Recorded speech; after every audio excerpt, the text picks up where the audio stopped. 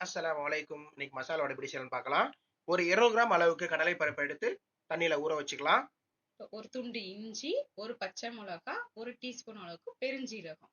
இதை எடுத்து நம்ம மிக்ஸி ஜாரை எடுத்து அதுல இந்த மூணுத்தையும் போட்டு ஒரு சுத்து சுத்திக்கோங்க. இப்ப நம்ம ஊற வச்ச பருப்புல இருந்து ஒரு 90% பருப்பை மட்டும் எடுத்து இதுல ஆட் பண்ணிக்கோங்க. 10% எடுத்து சைட்ல வச்சுக்கோங்க, கடைசியா மிக்ஸ் பண்றதுக்கு. ஏன்னா இது மிக்ஸ் பண்ணா முறுமுறுப்பு வரும். இப்ப நம்ம என்ன செய்ய போறோம்னா, உப்பு தேவையான அளவுக்கு உப்பு போட்டுக்கோங்க. உப்பு பார்த்து போடுங்க, ஏன்னா நம்ம வேணும்னா கடைசியா கூட போட்டுக்கலாம். இப்ப இந்த மிக்சர் எடுத்து தனியா வச்சுக்கோங்க. இப்ப நம்ம ஏற்கனவே எடுத்து வச்சிருந்தோம்ல 10% பருப்பு, அதையும் இதோட சேர்த்துக்கோங்க. இதை சைட்ல வச்சுட்டு இப்ப நம்ம என்ன செய்ய போறோம்னா, ஒரு ஒரு வெங்காயம், பெரிய வெங்காயம் ஃபைண்டா சாப் பண்ணிக்கோங்க. சாப் பண்ணிட்டு கொஞ்சம் புதினா, கொஞ்சம் மல்லித்தலை, கொஞ்சம் கருவேப்பிலை, இதையும் ஃபைண்டா சாப் பண்ணிக்கோங்க.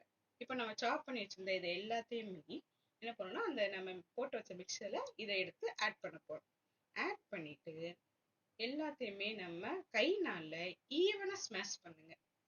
கரெக்டா ஈவனா ஸ்மாஷ் பண்ணிச்சுக்கோங்க. நல்லா ஸ்மாஷ் பண்ணதுக்கு அப்புறம் அதை உருண்டை பிடிச்சி லைட்டா வந்துட்டு உள்ளங்கையில தட்டிக்கோங்க. அப்பனா அது வந்துட்டு ஆமை ஓடு ஷேப்ல வரும். அதனால அது பேர் ஆமை வடை. சரியா? பக்கத்துல கடலை எண்ணெயை ஒரு சட்டியில போட்டு நல்லா காய விட்டுக்கோங்க. அதுல இப்ப நம்ம எடுத்து வச்சிருந்த அந்த ஆமை வடைக்கு உள்ள இதை போட்டுக்கலாம். போட்டு நல்லா பொன்னிறமா ஆற வரைக்கும் ஃப்ரை பண்ணிக்கலாம். ம். அது ரொம்ப வந்துட்டு ஃப்ரை ஆயிடுச்சுன்னா கசக்க ஆரம்பிச்சிடும் ஒரு மாதிரி.